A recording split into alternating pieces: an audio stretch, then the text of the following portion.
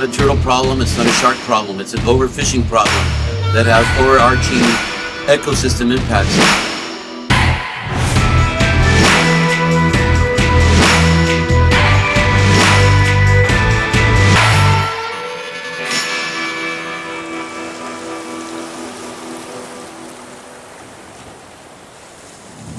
We are arriving now to Cabo San Lucas, where we are going to meet all the scientists from different parts of the tropical Eastern Pacific. We are departing tomorrow, and it's going to be a very exciting 2-week expedition to understand more about these beautiful and majestic animals.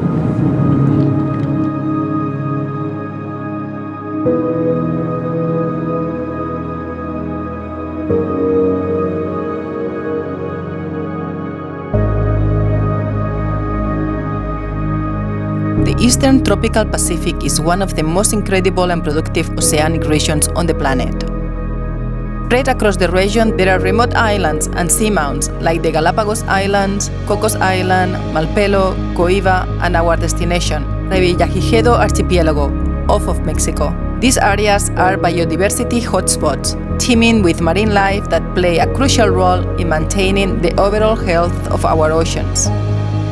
Schools of fish gather in massive numbers, attracting predators like whale sharks, hammerheads, and tiger sharks. Giant manta rays visit the reef to socialize and get cleaned.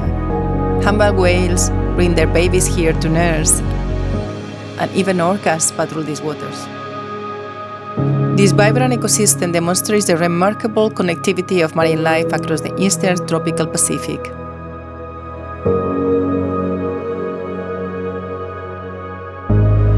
Unfortunately, many of the species that thrive around these islands are either threatened or endangered as a result of illegal or mismanaged fishing practices.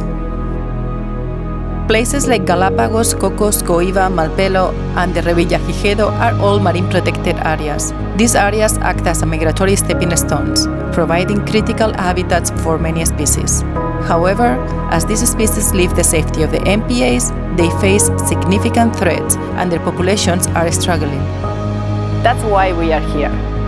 This Ocean Blue Tree Summit has brought together top scientists from all around the world to collaborate in this important mission.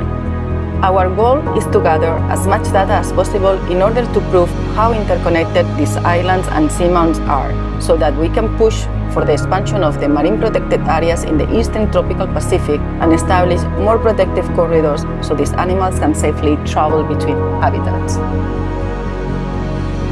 Pura vida. So it is actually about 4:30 in the morning. We've got to Socorro Island, so we're going to do our first day of shark tagging. There's already some silky sharks around the boat, so that's a good sign.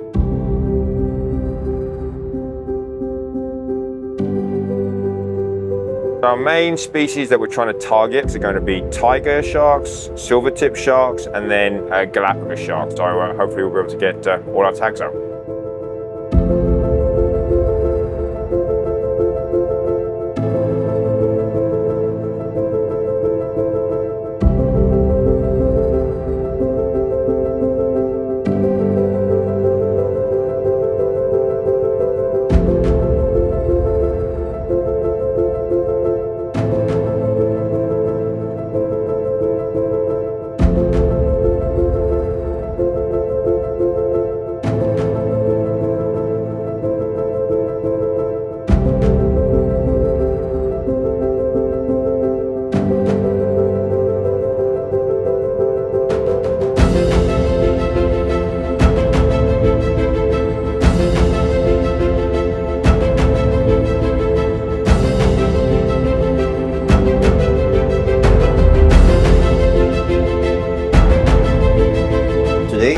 I have the opportunity to tag one hammer, one tiger, and one manta, and also get a couple of Galapagos shark tissue samples. This information is very important to understand the movements of these animals in these islands and also in the region.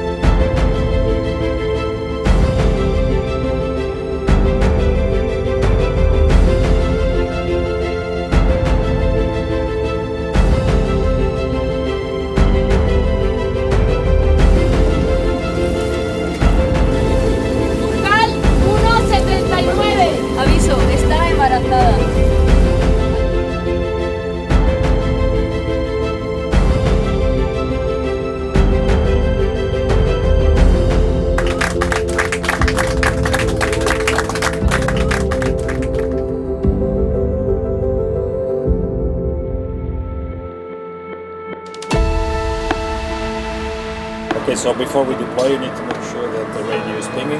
So when we remove the magnet, you're gonna hit the sequence, means that it's starting, and then it pings at 1 second interval, like this. Okay, so it's working. So we can assemble that into the tag.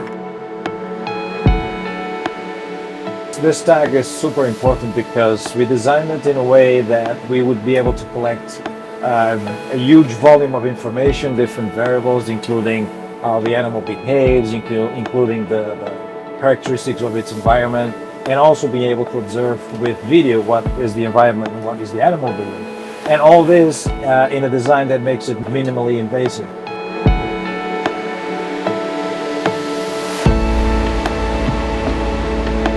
So we have to deploy it using this harness. We don't use any kind of anchor, and then when it releases, the whole system is raised and floats to the surface, so there's nothing left on the animal, and there's no debris, there's no trash left on the ocean.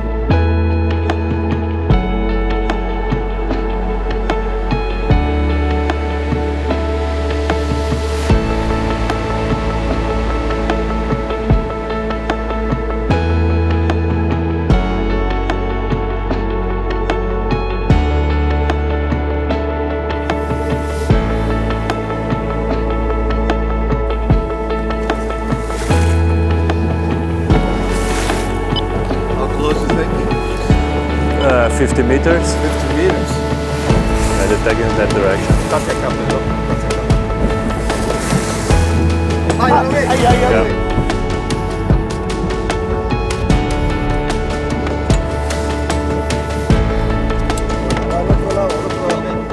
In the oceanic manta is the first time we deployed this kind of camera, is a accelerometer. So let's see what we have, like the data, the behavioral data, and the footage. Yay! Well done! Good! We got it! Way! Yes! Now you deserve it! One interesting observation that we had with this first deployment was a breaching of a giant manta and reached the incredible speed of 7.3 meters per second, 15 knots. Amazing, it's very powerful animal.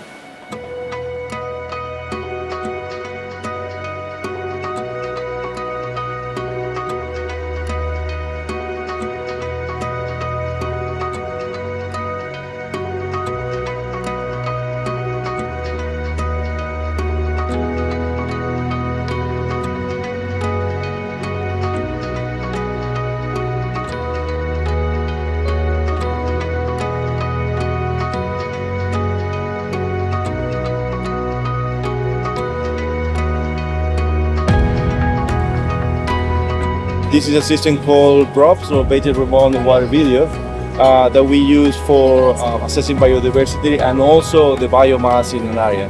The idea is that we have two cameras that are placed, at a distance of 1 meter from each other, and these cameras are configured in a way that they can allow us, in a computer, reproduce a 3D environment of whatever they are filming in front of them, right? So if a shark passes by, we can measure the shark, and by doing so, we can also estimate the weight of the shark. And we have all the estimation for all the fish that are passing by in front of the camera. We can have a really good idea of how much is the biomass of every particular site that we are inside.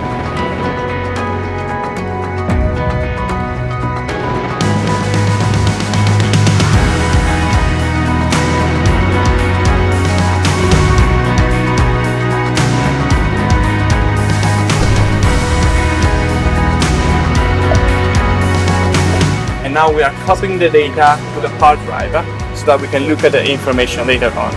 So during the night, we're going to run a machine learning algorithm that's going to process all this data for us so that tomorrow morning we're already going to have an idea of what we found in this place.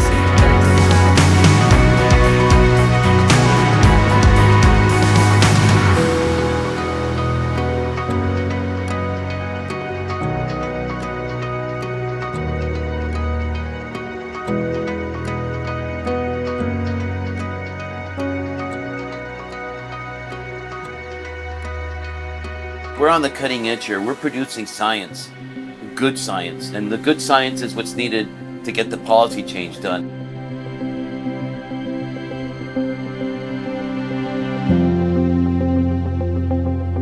And that's where the real trick is at. Politicians don't usually listen to the science. There are all sorts of other pressures, you know, friends, economy, or whatever. But we as scientists need to push this science, and we need the politicians to listen to it, and we need policy based on the science. Because otherwise, if we're just going to be publishing our papers and producing science that nobody else is going to read but other scientists, we're not getting our job done, which is to save these endangered species.